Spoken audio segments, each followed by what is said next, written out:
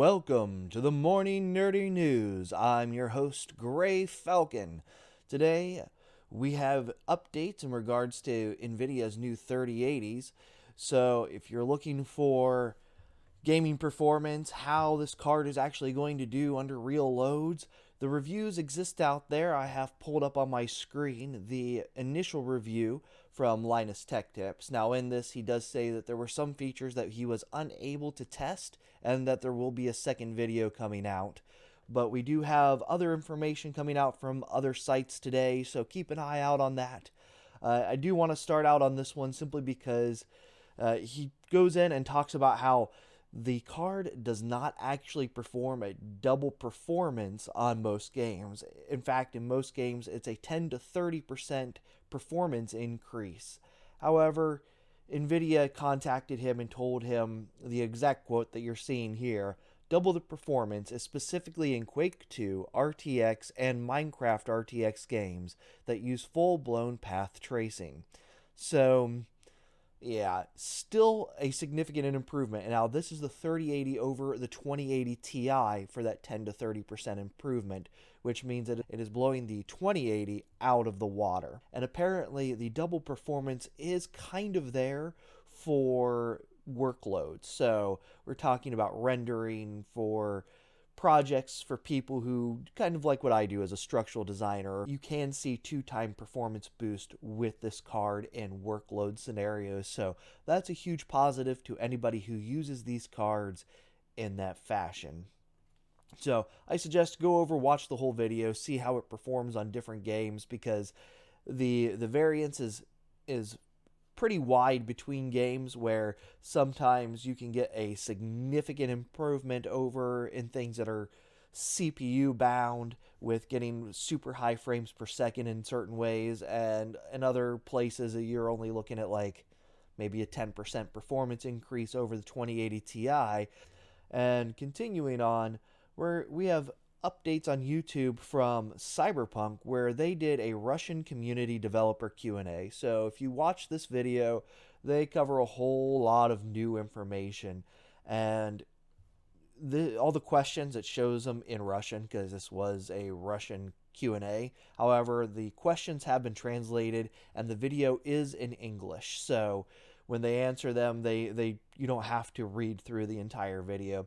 But some of the cool points that I thought were clothing, how the aesthetics of your character do not determine what your stats are. So you can get improvements, but you slot them into your clothing. So if you find a really cool jacket that you absolutely love at level 2, and you want to use this thing through the entire game and never change it, you don't really have to worry a whole lot about that, because the customization comes from slots available.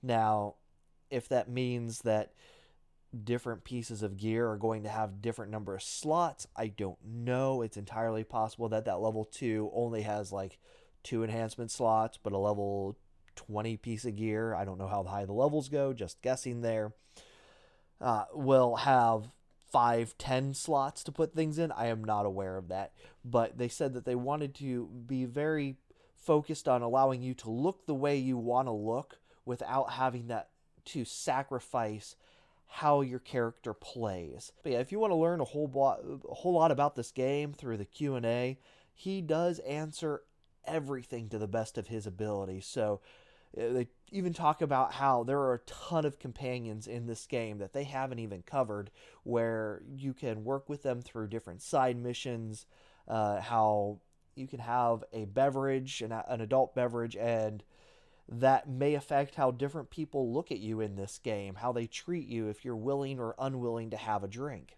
This link will be available over on YouTube as well as in the description after the show. And in other Cyberpunk-related news, ex-Cyberpunk developers have announced the new game The Invincible for PS5, Xbox Series X, and PC. Now, this is just a first glimpse of it, and this is over on IGN, but they have these screenshots that come from Steam, and I'm just going to click through these.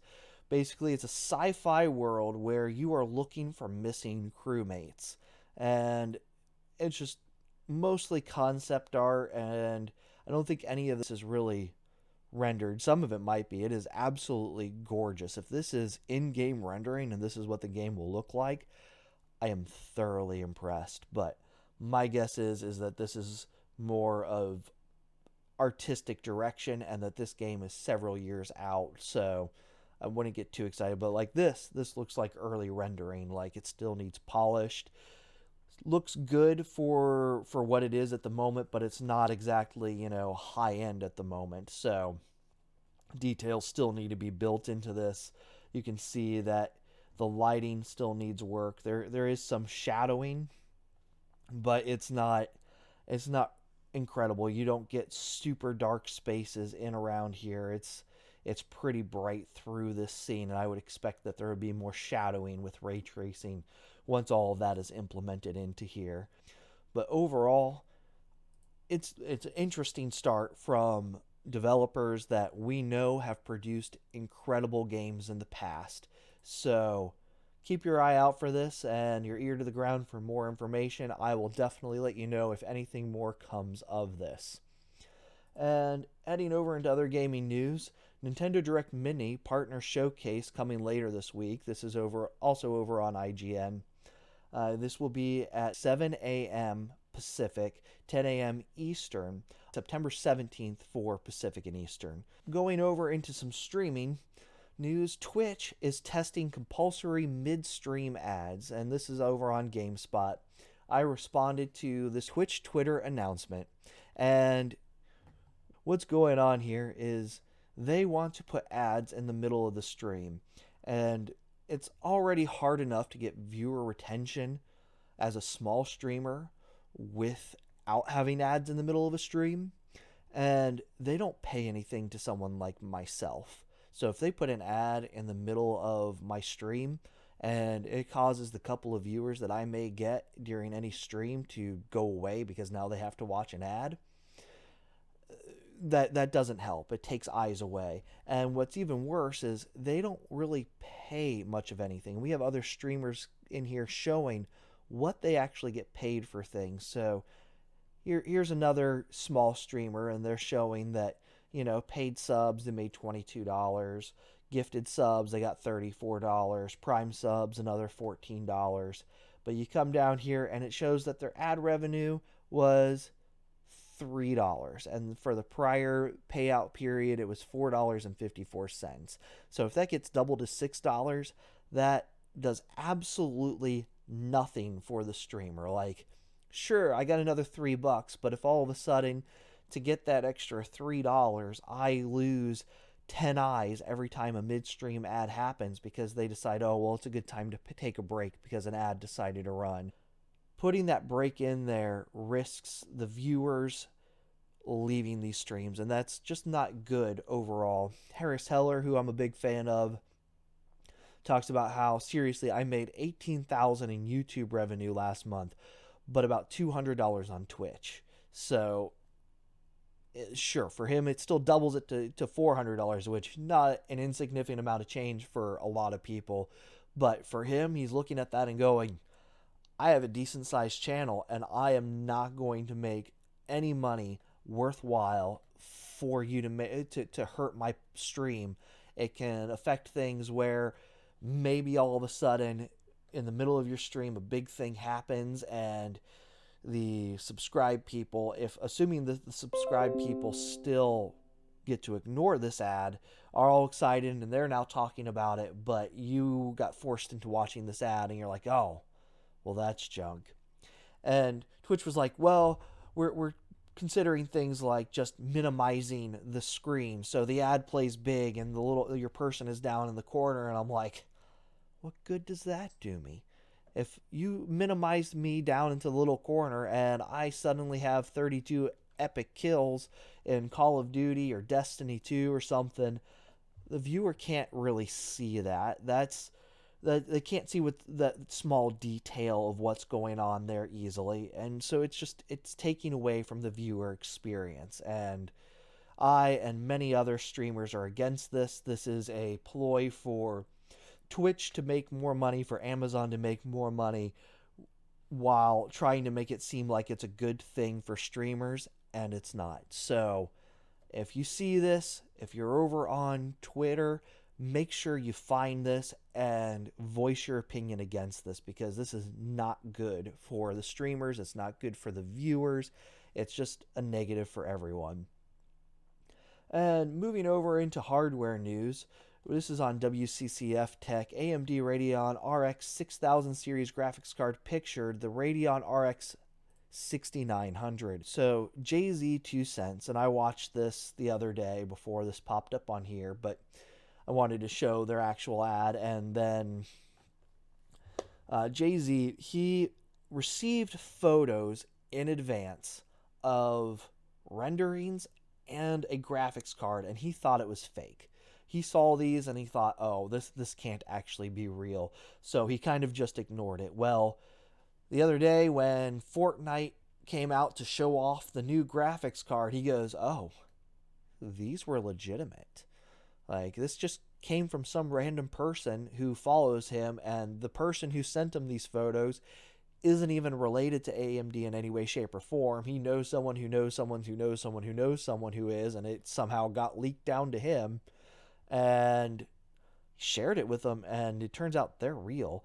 They basically copied the 2080 Ti note for note in making this, except that it lights up and says Radeon instead, and it has some red highlights. He spends some time complaining about the design change and how he doesn't like it. That's personal preference. That may or may not be your thing, but I'm very excited to get information on these cards and find out what they're capable of. And yesterday, Apple had their big showcase for well, mostly just Apple Watches. They showed off some new iPads. So they have the new Watch Series 6, the Watch SE, and they talk about their new fitness app and the new iPad Air and just the new iPad. So no Pro announcement. If they do a Pro, it'll probably be later in the year, closer to or at the same time that they announce their new Macs. That's pretty common. So I'm going to go in here and start with the new Apple Watch. This is not the SE one. This is the Apple Watch 6. It starts at $400 and has a $750 option depending upon if you want a specific look or band type. For whatever reason, that is driving the price up close to double. I mean, an 80-85% price increase overall on that does not seem logical for what you get out of it. But that's your thing. That's your thing. Have at it. Enjoy. If you've got the extra funds to go with that way, who am I to stop you?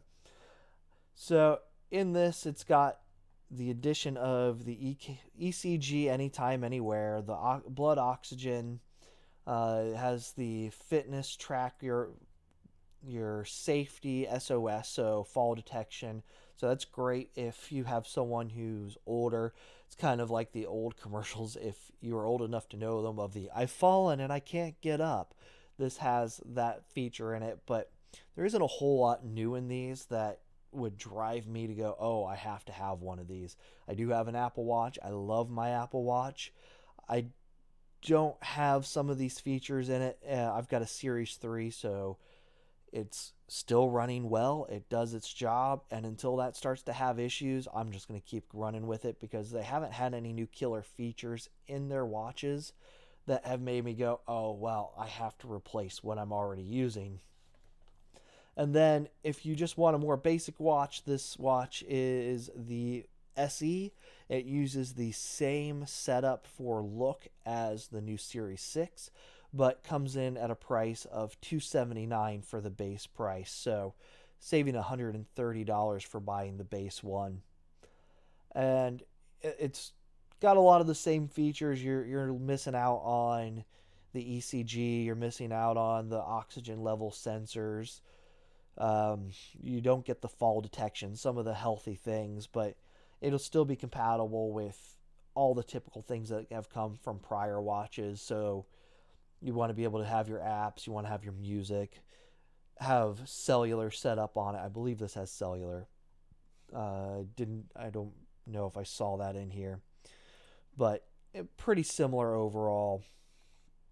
So if you want something with just less features, you don't have an Apple Watch or your Apple Watch is broken, still can get the fitness plan. And I'll be honest, that looking at the fitness plan and what's available, this is very much focused on cardio, and that's mostly what the Apple Watch tracks is cardio. You can get apps that add in for things like lifting weights. That's what I do. So I go to the gym, I lift my weights, I have my routine built into that. And it can also work with the watch where it's supposed to be able to track the actual reps that you're making with the weights and count that stuff in.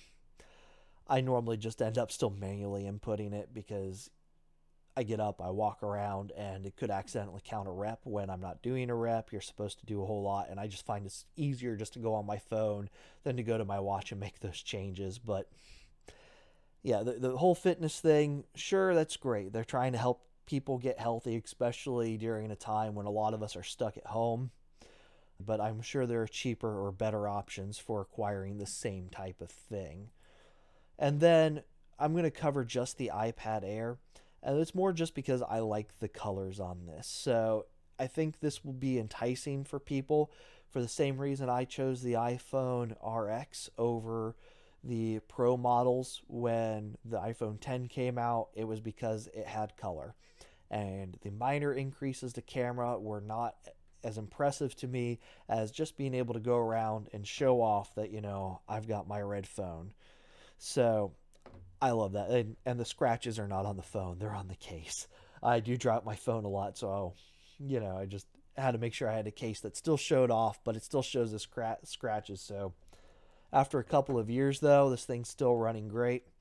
And so if you're going to go and look at this, I would look at an iPad Air again just because I love the color. Now, I have an iPad Pro, but it's the original iPad Pro, and I got that because of the way the pencil works. I love to be able to sit down, do artistic drawings, to give a quick concept sketch up. I have an Illustrator program in there, so I created my logo using that. So all of this is available and capable of doing these things. Sorry about everything with yesterday with my confusion. Like I said, I thought part of the date issue was I was thinking it was the 16th for some reason when it was really the 15th. So I apologize for that misinformation yesterday. Part of that was because I also remember that the Nvidia graphic card information was supposed to be coming out yesterday, and then Nvidia pushed it back a day. So that was also part of my confusion, not catching on that properly. So again, I just apologize for being off on that information. But today, 4 o'clock, I will be live streaming the PlayStation 5 event, and we'll probably get to see pricing, hopefully some new games, some new gameplay from games that have already been announced, and with any luck, we'll be able to go in and place those pre-orders. So until next time, remember, click that follow button if you haven't already. Click the subscribe button over on YouTube. And if you don't follow me on Twitter, make sure you hit me up on there. I get a lot of information that goes out early over there. I have conversations with people. So just make sure you check me out over there and follow me if you want to do anything while I'm offline or get news information early. Until next time, have a good one.